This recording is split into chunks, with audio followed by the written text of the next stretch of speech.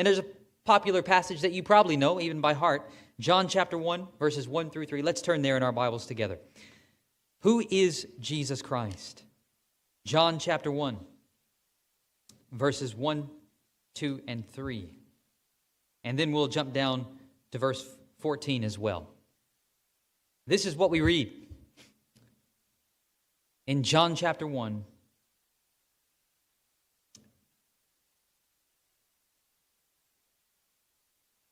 John 1, verse 1, the Bible says, "In the beginning was the Word, and the Word was with God, and the Word was God. He was in the beginning with God. All things were made through him, and without him nothing was made that was made. In him was life, and the life was the light of men. And the light shines in the darkness, and the darkness did not comprehend it." Here we're told about the Word being equal with God, being in the beginning with God, but also being equal with God. And it was through the Word that everything was made. Now, who is this Word? Verse 14 tells us, "And the Word became flesh and dwelt among us."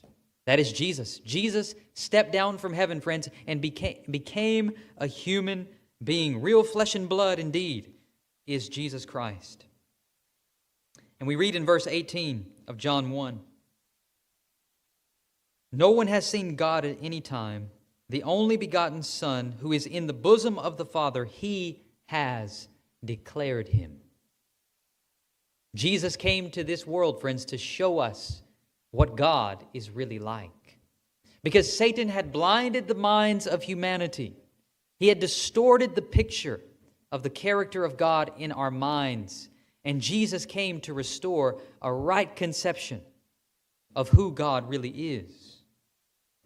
Friends, Jesus is fully God, and he became fully man to show us what God is really like. Jesus allowed people to worship him. He claimed the title of the great I Am in the book of Exodus.